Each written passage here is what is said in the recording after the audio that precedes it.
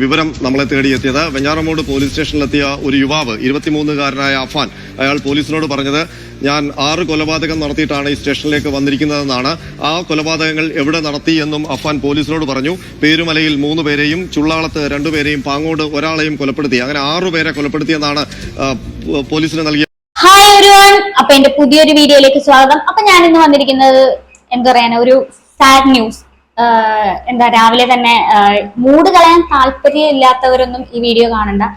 കാര്യം എന്താ വെച്ച് കഴിഞ്ഞാൽ ഭയങ്കര ഒരു വിഷമകരമായ വാർത്തയിലൂടെയാണ് നമ്മളിപ്പോ കടന്നു പോയിക്കൊണ്ടിരിക്കുന്നത്. ശരിക്കും പറഞ്ഞു കഴിഞ്ഞാൽ ഒരു നെഗറ്റീവ് ന്യൂസ് തന്നെയാണിത്.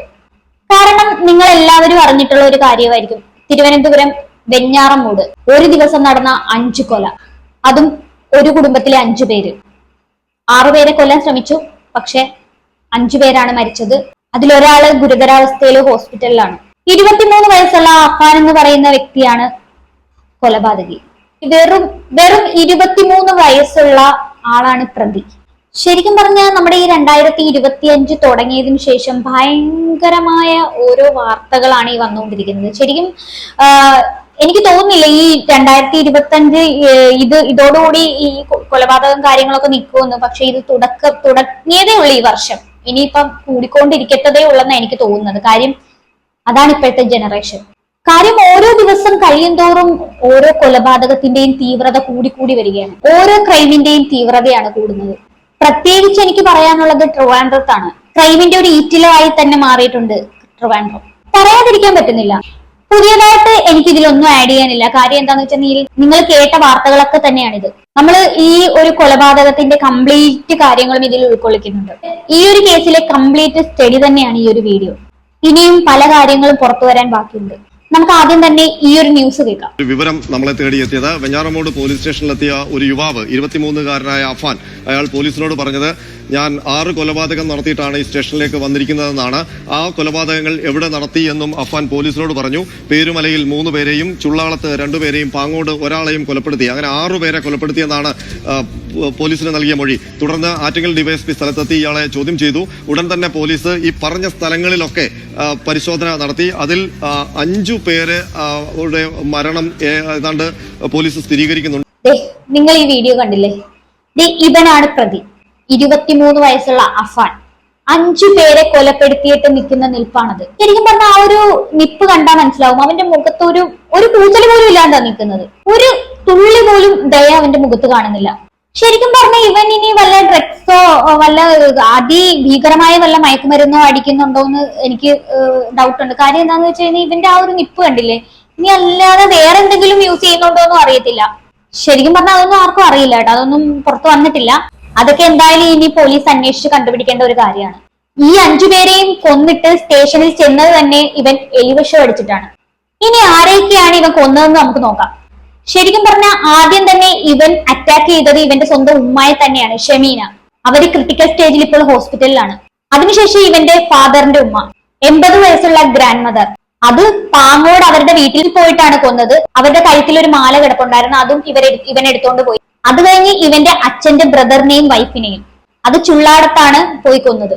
അതിനുശേഷം ഇവന്റെ കാമുകിയെ വീട്ടിലേക്ക് കൊണ്ടുവരികയും അല്ലെങ്കിൽ വീട്ടിലോട്ട് വിളിച്ചു വരുത്തിക്കുകയും കാമുകയെയും കൊന്നു. പിന്നെ 13 വയസ്സുള്ള അനിയനെയും കൊന്നു. അതും ഇവൻ സ്വന്തം അനിയനോട് ചോദിച്ചു, നിനക്ക് എന്താണ് കഴിക്കാൻ വേണ്ടത്? കുഴിമന്തി അങ്ങനെ എന്തോ അവൻ വേണോന്ന് ആവശ്യപ്പെട്ടു. അത് വാങ്ങിച്ചു കൊടുത്തു. തീറ്റിച്ചു കഴിഞ്ഞതിന് ശേഷമാണ് അവനെ കൊന്നത്. ഈ ഒരു കൃത്യങ്ങൾ എന്ന് പറഞ്ഞാൽ രാവിലെ 10 മണി മുതൽ 6 മണിക്കുള്ളിൽ ആണ് ഇത്രയും കൃത്യങ്ങൾ ഇവൻ നടത്തിയത്. ഇത്രയും കൊലകൾ നടന്നിട്ടും ഒരു കുഞ്ഞുങ്ങൾ പോലും ഇതറിഞ്ഞില്ല എന്നുള്ളതാണ് ഇതിനകത്ത് ഏറ്റവും വിയേർഡ് ആയിട്ടുള്ള ഫാക്ട്. ഈ ഒരു ഫോട്ടോ കണ്ടോ? ഇവൻ എലിവിഷൻ കഴിച്ചിട്ടാണ് പിന്നെ പോലീസ് സ്റ്റേഷനിലേക്ക് വന്നത്. അത് കഴിഞ്ഞിട്ട് ഹോസ്പിറ്റലിലേക്ക് പോയിട്ട് അവിടെ ഉള്ളൊരു സീനാണിത്. ആ ഒരു ഷൂ കണ്ടോ അവന്റെ? ആ ഷൂവിന്റെ അടിഭാഗത്തോ ബ്ലഡിന്റെ ഒരു തരി പോലും കാണാനില്ല. നീറ്റ് ആയിട്ടിരിക്കുകയാണ് ആ ഷൂ. അവൻ ഇട്ടിരിക്കുന്ന ഷർട്ടും പാന്റും നോക്കിയേ, ഒരു കുഴപ്പമില്ല.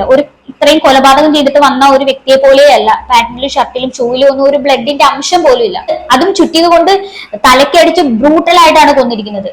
ഒന്നെങ്കിൽ ഇവൻ ഡ്രസ്സ് മാറിയിട്ടായിരിക്കും പോലീസ് സ്റ്റേഷനിൽ പോയി കീഴടങ്ങിയേക്കുന്നത്. CCTV ഫുട്ടേജ് വെച്ചിട്ട് നോക്കുമ്പോഴത്തേക്കും കൊല നടത്താനായിട്ട് ഇവൻ പോയത് ബൈക്കിലായിരുന്നു. ഒരു ബാക്ക് പാക്ക് ഇവൻ ഇട്ടിട്ടുണ്ട്. ശരിക്കും പറഞ്ഞ ഈ ബാക്ക് പാക്ക്, ആ ബാഗിനകത്തായിരിക്കും ഈ പറഞ്ഞ കൊല്ലാൻ ഉപയോഗിച്ച ടൂൾസ് ഒക്കെ യൂസ് ചെയ്തത്. പോലീസിന്റെ അടുത്ത് ഇവൻ ആദ്യം പറഞ്ഞത് ഇവന്റെ അച്ഛന്റെ മദറിനെ കൊന്നു എന്നാണ്. പക്ഷെ പോലീസ് പറയുന്നത് ആദ്യം ഉമ്മയെ അറ്റാക്ക് ചെയ്തിട്ടാണ് ഗ്രാൻഡ് മദറിനെ കൊല്ലാൻ പോയതെന്ന്. ജസ്റ്റ് നമുക്ക് അതൊന്ന് കേൾക്കാം. അവർക്ക് കിട്ടിയ ഏകദേശം ഒരു ചിത്രം ഇങ്ങനെയാണ്. വീട്ടിൽ ഈ സാമ്പത്തിക കാര്യങ്ങളൊക്കെ പ്രശ്നമുണ്ടാകുകയും ഒക്കെ വന്ന പശ്ചാത്തലത്തിൽ ഇന്ന് ഈ അമ്മയെ ഇയാൾ ഈ കൊലപാതകത്തിനൊക്കെ തീരുമാനിച്ച ശേഷം ഇയാൾ അമ്മയെ ഷോള് കഴുത്തിൽ മുറുക്കി തലയ്ക്ക് അടിച്ച് അബോധാവസ്ഥയിലാക്കി മുറിയിൽ പൂട്ടിയിടുകയായിരുന്നു. അതിനുശേഷമാണ് ഇയാൾ പുറത്തേക്ക് പോകുന്നത്. നേരെ പോകുന്നത് ഉമ്മുമ്മയുടെ അടുത്തേക്കാണ്. അവിടെ പോയി അവരെ കൊലപ്പെടുത്തിയ ശേഷം മാല കവർന്നെടുത്തു. ആ മാലയുമായി വെഞ്ഞാറമൂട്ടിലേക്കാണ് പ്രതി വന്നതെന്നാണ് CCTV ദൃശ്യങ്ങളിൽ നിന്നും ഫോൺ കേന്ദ്രീകരിച്ചുള്ള അന്വേഷണത്തിലും പോലീസിന് ഇപ്പോൾ വ്യക്തമായിരിക്കുന്നത്. വെഞ്ഞാറമൂട്ടിലെ ഒരു സ്ഥാപനത്തിൽ ഈ മാല പണയം വെച്ചു. ആ പണയം വെച്ച പണവും വാങ്ങി നിൽക്കുന്നതിനിടയിൽ ഈ കൊല്ലപ്പെട്ട പ്രതിയുടെ ബന്ധു വിളിക്കുകയാണ്, വല്യച്ഛൻ വിളിക്കുകയാണ്. അപ്പോൾ ഇയാൾ അവിടെ നിന്ന് ചുറ്റികയുമായി വല്യച്ഛൻ്റെ വീട്ടിലേക്കാണ് പോകുന്നത്. അവിടെ എത്തി ആ രണ്ടുപേരെയും ഭാര്യയും ഭർത്താവിനെയും കൊലപ്പെടുത്തി. അതിനിടയിൽ ആ കൊലപാതകം നിർവഹിച്ച ശേഷം കാമുകിയെ വിളിച്ച് വീട്ടിൽ വന്ന അയാളുടെ മുറിയിലിരിക്കാൻ നിർദ്ദേശിക്കുകയായിരുന്നു. അങ്ങനെ വീണ്ടും വെഞ്ഞാറമൂട് എത്തുമ്പോൾ ഈ കാമുകി അതിനകം തന്നെ വീട്ടിൽ വന്ന് ഇയാളുടെ വീട്ടിന് ഉള്ളിൽ എത്തിയിരുന്നു എന്നാണ് അനുമാനിക്കുന്നത്. ഈ കൊല്ലപ്പെട്ട സഹോദരൻ പുറത്തെവിടെയോ കളിക്കുകയായിരുന്നു. അതിനുശേഷം ഈ കസേരയിൽ ഇരിക്കുമ്പോൾ തന്നെ ഈ കാമുകിയുടെ തല അടിച്ചു പൊട്ടിച്ചു. അങ്ങനെ കൊലപാതകം നടത്തി. പിന്നീട് കുഴിമന്തി ബിരിയാണി വാങ്ങിച്ചു കൊടുക്കാമെന്ന് പറഞ്ഞ് സഹോദരനെ വിളിച്ചു വരുത്തി കൊലപാതകം, കുഞ്ഞിന്റെ കൊലപാതകവും നടത്തുകയായിരുന്നു. അതിനുശേഷമാണ് പ്രതി പോലീസ് സ്റ്റേഷനിൽ ഇവൻ പെരുമലയിൽ നിന്ന് പാങ്ങോട്ട് പോയിട്ട് ഉമ്മയെ കൊന്നു. അതിനുശേഷം SN പുരത്ത് പോയിട്ട് ഈ പറയുന്ന അച്ഛന്റെ സഹോദരനെയും വൈഫിനെയും കൊന്നു. അത് കഴിഞ്ഞ് പിന്നെയും ഇവൻ പരുമലയിലുള്ള ഇവന്റെ വീട്ടിൽ കാമുകിയെയും അനിയനെയും കൊന്നു. അതിനുശേഷമാണ് ഇവൻ പോലീസ് സ്റ്റേഷനിൽ ചെല്ലുന്നത്, അതും എലിവിഷൻ കഴിച്ചിട്ട്. ഇവനെ പോലീസ് സ്റ്റേഷന്റെ ഫ്രണ്ടിൽ വെച്ച് കണ്ട ഇവനെ അറിയാവുന്ന ഒരു വ്യക്തി പറയുന്ന കാര്യങ്ങളുണ്ട്. ഭയങ്കര കൂളായിട്ടാണ് അവൻ ആ സമയത്ത് ബിഹേവ് ചെയ്തതെന്നാണ്. നമുക്ക് എന്തായാലും ആ ഒരു വീഡിയോയും കൂടെ നോക്കാം. സംഭവം ഞാൻ ഇവിടെ സ്റ്റേഷന്റെ ഫ്രണ്ടിൽ നിന്ന സമയത്ത് ഈ പയ്യനെ എനിക്കറിയാം, കൊച്ചുനാളോട്ടെ അറിയാന്നുള്ളൊരു പയ്യനാണ് ഈ അഫാൻ എന്ന് പറയുന്നത്. അപ്പോൾ ഞാൻ ഇങ്ങനെ നിന്ന സമയത്ത് അവൻ്റെ അടുത്ത് എൻ്റെ അടുത്ത് എന്നെ കണ്ടിട്ട് ഓടി വന്നിട്ട് മച്ചാനെ എന്ന് പറഞ്ഞ് സംസാരിച്ചുകൊണ്ട് ഓടി വന്നവൻ. ഞാൻ എന്താ പ്രശ്നം, ഞാൻ ഒരു എനിക്കൊരു ഒപ്പിട്ടിട്ട് ഇതാ ഇറങ്ങാമെന്നും പറഞ്ഞുകൊണ്ട് പോയതാണ്. പിന്നെയാണ് അകത്ത് കയറിയപ്പം അകത്തുനിന്ന് പറയുന്നത് ഇങ്ങനെ 6 പേരെ ഇങ്ങനെ തീർത്തിട്ടുണ്ട് എന്നുള്ള കാര്യം. പക്ഷെ ആള് നല്ല കൂളായിരുന്നു, വേറെ കുഴപ്പമൊന്നുമില്ല എന്ന് വെച്ചാൽ ഒരു പേടിയില്ല, ഒന്നുമില്ല. ഞാൻ കയറിയിട്ട് ഇപ്പം ഇറങ്ങാമെന്ന് പറഞ്ഞുകൊണ്ട് കയറിയതാണ്. അവന്റെ മെന്റൽ സ്ഥിതി എന്താണെന്നൊന്ന് ആലോചിച്ച് നോക്കിയേ, അവന്റെ ധൈര്യം എന്താണെന്നൊന്ന് ആലോചിച്ച് നോക്കിയേ. ഈ ഇത്രയും പേരെ കൊന്നിട്ട് വന്നിട്ടും ഭയങ്കര കൂളായിട്ട് ബിഹേവ് ചെയ്തു. മച്ചാനെന്നൊക്കെ മച്ചാനെന്ന് വിളിച്ച് വണ്ടിയുടെ താക്കോല് കറങ്ങിക്കൊണ്ടൊക്കെയാണ് ഇവനോട് സംസാരിച്ചത്. ഇത് പറഞ്ഞു കഴിഞ്ഞാൽ ഇവന്റെ ബോഡി ലാംഗ്വേജ് കണ്ടാൽ മനസ്സിലാകും ഒരു തരിമ്പ് പോലും ഒരു കുറ്റബോധവും എനിക്കില്ല. സത്യം പറഞ്ഞാൽ എനിക്ക് തോന്നുന്നില്ല ഒരു നോർമൽ ആയിട്ടുള്ള ഒരു വ്യക്തിക്ക് ഇത്രയും കൊലപാതകങ്ങൾ ചെയ്തിട്ടും ഇങ്ങനെ നോർമലായിട്ട് ഇങ്ങനെ ഒരു കുറ്റബോധം ഇല്ലാണ്ട് നിൽക്കാൻ പറ്റുമെന്ന്. ഇതിന് സ്റ്റിൽ ഈ കൊലപാതകത്തിന് പിന്നിലുള്ള മോട്ടീവ് എന്താണെന്ന് ക്രാക്ക് ചെയ്യാൻ പറ്റിയിട്ടില്ല. ഇവൻ പറയുന്നത് ഫിനാൻഷ്യൽ ഇഷ്യൂ ആണെന്നാണ്. എന്തായാലും അതൊന്നും കണ്ടു നോക്കാം. 25 ലക്ഷം രൂപയുടെ കടമുണ്ടായിരുന്നു. ഈ കടത്തെ ചൊല്ലി ഇന്ന് ഈ വീട്ടിൽ തർക്കമുണ്ടായ ഘട്ടത്തിൽ അത് അതിരുവിട്ടു പോയപ്പോൾ അങ്ങനെയെങ്കിൽ ആരും ജീവിക്കണ്ട എന്ന് ഇയാൾ പറയുകയായിരുന്നു. അതിനുശേഷമാണ് ഇയാൾ ഈ ക്രൂര കൊലപാതകങ്ങളൊക്കെ നടത്തിയത് എന്നുള്ളതാണ് ഇപ്പോൾ നിലവിൽ പോലീസിനോട് ഇയാൾ പ്രാഥമികമായി പറയുന്നത്. പൂർണ്ണമായും പോലീസ് വിശ്വസിച്ചിട്ട് അപ്പോ പറഞ്ഞിട്ടില്ലേ, ഇവന്റെ ഫാദറിനാണ് 75 ലക്ഷം രൂപയുടെ കടം ഉണ്ടായിരുന്നത്. ഇവന് വേറെ കടമുണ്ടെന്നൊന്നും പറയുന്നില്ല. പുള്ളിക്കാരൻ സൗദിയിലാണ്. അങ്ങേരുടെ ബിസിനസ് ഒക്കെ പൊട്ടിയിട്ട് ഒരുപാട് കടങ്ങളൊക്കെ ആയിട്ട് ഇഷ്യൂസ് ഒക്കെ ആയിട്ട് അവിടെയാണ്. ശരിക്കും പറഞ്ഞാൽ ഇവനിക്കൊരു കടവും ഇല്ല. പോരാഞ്ഞിട്ട് ഫാദറിന്റെ കട ഇവനിക്ക് എഫക്ട് ചെയ്യേണ്ട ഒരു കാര്യമില്ല. അഥവാ കടം ഉണ്ടെങ്കിൽ തന്നെ, ഇവനിക്ക് ഇഷ്യൂസ് ഉണ്ടെങ്കിൽ തന്നെ ഇവന്റെ ഗേൾ ഫ്രണ്ടിനെ വിളിച്ചു വരുത്തി കൊന്നതിന്റെ കാര്യം എന്താണ്? ഈ പറയുന്ന ലത്തീഫ് പുള്ളിന്റെ ഭാര്യ എന്ന് പറയുന്നത് അച്ഛന്റെ സഹോദരനും സഹോദരന്റെ വൈഫുമാണ്. അവരെ കൊല്ലേണ്ട കാര്യം എന്താണ്? വെറും 13 വയസ്സ് മാത്രം പ്രായമുള്ള സ്വന്തം അനുജനെ കൊല്ലേണ്ട കാര്യം എന്താണ്? പിന്നെ ഇവന്റെ ഉമ്മയെ കൊല്ലേണ്ട കാര്യം എന്താണ്? എനിക്ക് തോന്നുന്നില്ല ഇവൻ നോർമൽ ആണെന്ന്. മെന്റലി എന്തോ ഇഷ്യൂ ഉള്ള ആളാണ് ഇവൻ. അല്ലെങ്കിൽ ഇങ്ങനെയൊക്കെ ചെയ്യുവോ? ഇത്രയും പേരെ കൊന്നിട്ട് ഇങ്ങനെ കൂസലില്ലാതെ നിൽക്കുവോ? ഇവന്റെ ഫാദറിന്റെ അവസ്ഥ സൗദിയിൽ വളരെ പരിതാപകരമാണ്. അവിടെ ഇക്കാമ ഒന്നും ഇല്ലാതെയാണ് പുള്ളിക്കാരൻ അവിടെ നിൽക്കുന്നതെന്നാണ് പറയുന്നത്. ഇക്കാമ എന്ന് പറഞ്ഞാൽ എല്ലാവർക്കും അറിയാവുന്ന കാര്യമാണ്. അവിടെ വർക്ക് ചെയ്യണമെങ്കിൽ അല്ലെങ്കിൽ അവിടെ നിൽക്കണം എന്നുണ്ടെങ്കിൽ ഈ ഇക്കാമ വേണം. പുള്ളിക്കാരൻ അവിടെ ഒളിച്ചു നിൽക്കുവാണ്, പെട്ട് നിൽക്കുവാണ് അവിടെ. അതിനെപ്പറ്റി പുള്ളിയുടെ റിലേഷനിലുള്ള ഒരാൾ പറയുന്ന ഒരു കാര്യമുണ്ട്, അതൊന്നും നമുക്ക് കേട്ടു നോക്കാം. ഉണ്ടായിരുന്നുവെന്ന് കൊല്ലപ്പെട്ട സൽമയുടെ ചെറുമകൻ പറഞ്ഞു. പ്രതികരണത്തിലേക്ക്. അവിടെ കൊറോണ വന്നപ്പോൾ ബിസിനസ്സിൽ ഞാനും സൗദിയിലുണ്ടായിരുന്നു. ഈ കൊറോണ സമയത്ത് പുള്ളിക്ക് ബിസിനസ്സിൽ കുറേ ഇത് വന്നു. പുള്ളി റിയാദിലായിരുന്നു ജോലി ചെയ്യണം, ഷിഫ എന്ന സ്ഥലത്ത്. എന്നിട്ട് പുള്ളി ദമാമിലേക്ക് മാറി. കാര്യം ഒളിച്ചോടെ ഓട്ടമായിരുന്നു. കാര്യം ബാധ്യത സഹിക്കാൻ പറ്റാതെ പുള്ളിയുടെ സാമ്പത്തികമായിട്ട് ടൈറ്റ് ആയപ്പോൾ പുള്ളി അവിടെ നിന്ന് കാര്യം ഓരോ ഇടപാടുകാർ വരുമ്പം സമയത്ത് പൈസ കൊടുക്കാൻ പറ്റൂല. അപ്പൊ ഈ നാളെ എന്ന് പറയാൻ വയ്യാത്തോണ്ട് ഒളിച്ചോടി ദമാമി പോയി. കണ്ടില്ലേ, ഫിനാൻഷ്യലി അദ്ദേഹത്തിന് ഭയങ്കര ഇഷ്യൂസ് ഉണ്ടെന്ന് ഇതിനകത്ത് നിന്ന് തന്നെ നമുക്ക് വ്യക്തമാണ്.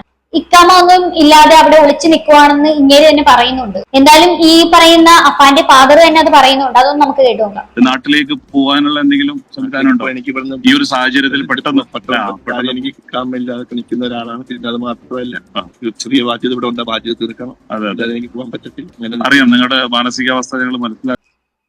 ആ പാവം പിതാവിന്റെ അവസ്ഥയൊന്ന് ആലോചിച്ച് നോക്കണേ. പുള്ളി അവിടെ ഭയങ്കരമായിട്ട് പെട്ട് നിൽക്കുവാണ്. അങ്ങേർക്ക് ഇവിടെ ഒരു കാരണവശാലും വരാൻ പറ്റാത്ത സിറ്റുവേഷനിലാണ് അദ്ദേഹം. ആ മനുഷ്യന്റെ അവസ്ഥയൊന്ന് ആലോചിച്ച് നോക്കിക്കേ. എന്തായാലും ഇനി നമുക്ക് കാമുകിയിലേക്ക് വരാം. പുള്ളിക്കാരിയുടെ പേര് ഫർസാന എന്നാണ്. ഇതാണ് ഫോട്ടോ. 2ാം വർഷ MSc കെമിസ്ട്രി പഠിക്കുന്ന ഒരു പെൺകൊച്ചാണ്. ഈ പെണ്ണിനെയും കൂടെ കൊല്ലേണ്ട കാര്യം എന്തായിരുന്നു എന്നാണ് ഞാൻ ആലോചിക്കുന്നത്. ഇവര് തമ്മിൽ അഫെയർ ആയിരുന്നു എന്നും ഈ പെൺകൊച്ചിനെ കല്യാണം ചോദിച്ച് ഈ പെണ്ണിന്റെ വീട്ടിൽ ചെന്നു എന്നും ഈ പെണ്ണിന്റെ അനിയൻ പറയുന്നുണ്ട്. നമുക്ക് അതും കൂടെ കേട്ടു നോക്കാം. ഈ അഫാനെ അറിയോ? ഇവിടെ വന്നിട്ടൊക്കെ ഉണ്ട്. ഇതായിട്ടൊന്നും അറിഞ്ഞിട്ടില്ല. വിവാഹം ചെയ്തു തരുമോ എന്ന് ചോദിച്ചിട്ടുണ്ടോ? അങ്ങനെ ചോദിച്ചിട്ടുണ്ട്.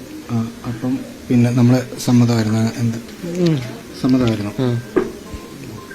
എന്നിട്ട് പിന്നെന്താ അത് സംഭവിച്ചത്? പിന്നൊന്നും അറിയത്തില്ല. അല്ല, സമ്മതമാണെങ്കിൽ പിന്നെ ബാക്കി വീട്ടുകാരൊക്കെ വന്ന് സംസാരിച്ചു? ഇല്ല, അവരിങ്ങനെ പോയിക്കൊണ്ടിരിക്കുന്നു. അറിയായിരുന്നു. കല്യാണമൊക്കെ തീരുമാനിച്ചു? ഇല്ല. അപ്പൊ ഇവൻ ഈ പെണ്ണിന്റെ വീട്ടിൽ പോയിട്ട് കല്യാണം ആലോചിച്ചിട്ടൊക്കെ ഉണ്ട്. അവർക്ക് ഇവനെ നന്നായിട്ട് അറിയാം. ഇത്രയും സ്നേഹിച്ച ആ പെണ്ണിനെ വളരെ ബ്രൂട്ടലായിട്ട് തന്നെയാണ് ഇവൻ കൊന്നിരിക്കുന്നത്. പറയാൻ പറ്റാത്ത രീതിയിലുള്ള ക്രൂരമായിട്ടാണ് ആ പെൺകുച്ചിനെ കൊന്നിരിക്കുന്നത്. ഈ പെൺകുട്ടിയുടെ ബോഡി കണ്ട ഒരു വ്യക്തി ഇതിനെ കുറിച്ച് പറയുന്നുണ്ട്. അതൊന്ന് നമുക്ക് കേട്ടു നോക്കാം. ഞാൻ കണ്ടിരുന്നു എന്തോ ഒരു വല്ലാത്തൊരു ആയുധം കൊണ്ട് അടിച്ചു മുറിച്ചിരിക്കുകയാണ്. ഞാൻ കയറി ബോഡി കണ്ട വ്യക്തിയാണ് ഞാൻ. എനിക്ക് പറയാൻ പറ്റും, വല്ലാത്തൊരു ആയുധം കൊണ്ട്.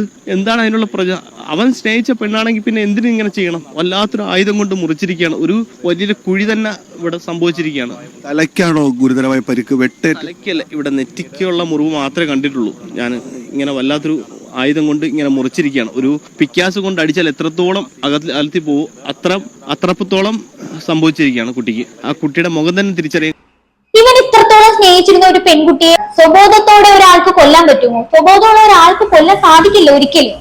പിന്നെ വേറൊരു കാര്യം എന്താന്ന് വെച്ച് കഴിഞ്ഞാൽ ഈ പെൺകുട്ടിയുമായിട്ട് ഇവനിക്ക് എന്തോ പണമിടപാട് ഉണ്ടായിരുന്നു എന്നാണ്. അപ്പൊ അതിനെ കുറിച്ച് ഇവന്റെ ഫാദർ പറയുന്നുണ്ട്. ഈ പെൺകുച്ചിന്റെ കയ്യിൽ നിന്ന് കുറച്ച് പൈസ ഇവൻ വാങ്ങിച്ചിട്ടുണ്ടെന്ന്. അതിൽ കുറച്ച് പൈസ ഇവൻ തിരിച്ചിവക്ക് കൊടുത്തു എന്നും പറയുന്നുണ്ട്. പുള്ളിക്കാരൻ പറയുന്ന കൂടെ ഒന്ന് കേട്ടു നോക്കാം. ആ കുട്ടിയിൽ നിങ്ങളുടെ കുറച്ച് സാമ്പത്തികം വാങ്ങിച്ചിട്ടുണ്ടായിരുന്നു. ആ പൈസയൊക്കെ ഞാൻ അയച്ചു കൊടുത്ത് കുറച്ച് ആ പൈസയൊക്കെ ഞാൻ ഇവിടെ നിന്ന് അയച്ചു. പകുതി പൈസ കൊടുത്ത് പകുതി അവന് ചെയ്ത പൈസയൊക്കെ കൊടുത്ത. ഇവൻ സ്നേഹിച്ചിരുന്ന എല്ലാവരും ഇവൻ കൊന്നു കളഞ്ഞു. എന്താണ് ഇതിന് പിന്നിലുള്ള മോട്ടീവ് എന്താണെന്ന് എനിക്ക് ഒരു ഐഡിയ ഇല്ല. എങ്ങനെയൊക്കെ ആലോചിച്ചിട്ട് ഒരു ഐഡിയയും കിട്ടുന്നില്ല. മേ ബി എനിക്ക് തോന്നുന്നു സമതല തെറ്റിക്കാണും. എന്തായാലും നോർമൽ ആയിട്ടുള്ള ഒരാൾക്ക് ഇങ്ങനെ ഒരു കൊലപാതകങ്ങൾ ചെയ്യാൻ ഒരിക്കലും സാധിക്കില്ല.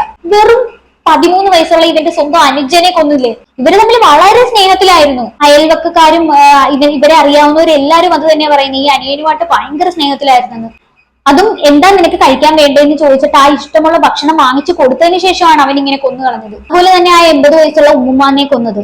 ഇവന് ചെറിയ രീതിയിൽ ആ ഉമ്മുമ്മ പൈസയൊക്കെ കൊടുക്കാറുണ്ടായിരുന്നു. ഇവർ തമ്മിലൊന്നും ആരുമായിട്ടും വലിയ പ്രശ്നങ്ങളൊന്നുമില്ല. വേറൊരു കാര്യം എനിക്ക് എടുത്തു പറയാനുള്ള, ഇവൻ കൊന്നവരെല്ലാം ഇവന് വളരെ പ്രിയപ്പെട്ടവരായിരുന്നു. അതാണ് എത്ര ആലോചിച്ചിട്ടും പിടികിട്ടാത്ത. ഇവൻ എന്തിനിത് ചെയ്തു?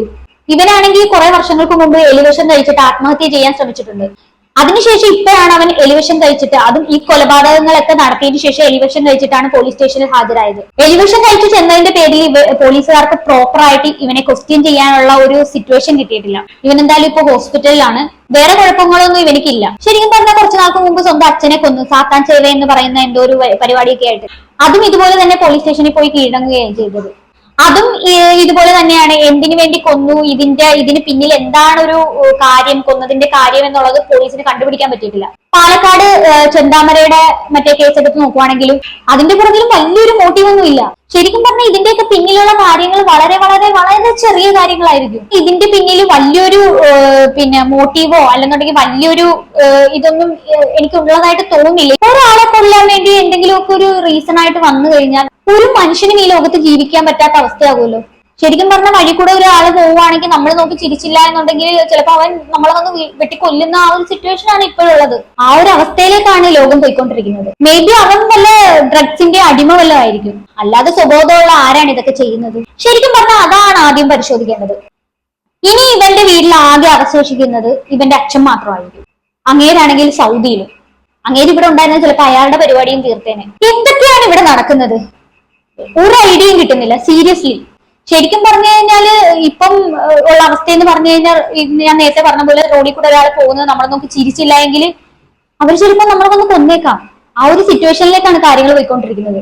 ചിലപ്പോൾ ഈ ഡ്രഗ് അഡിക്റ്റ് ആയിട്ടിരിക്കുന്ന ആൾക്കാരൊക്കെ എന്ന് പറയുമ്പോൾ നമ്മളെ നോക്കി ഒന്ന് ചിരിച്ചില്ല എന്നുണ്ടെങ്കിൽ അവൻ ചിലപ്പോൾ രണ്ടാമത്തെ ഒരു വെട്ടായിരിക്കും തരുന്നത്. എനിക്ക് കൂടുതലൊന്നും എനിക്ക് പറയാനില്ല. നിങ്ങൾക്ക് എന്താണ് തോന്നുന്നതെന്ന് വെച്ചാൽ താഴെ കമന്റ് ബോക്സിൽ കമന്റ് ചെയ്യുക. അപ്പൊ അടുത്തൊരു വീഡിയോയിൽ കാണുന്നവരെ ബൈ ബൈ.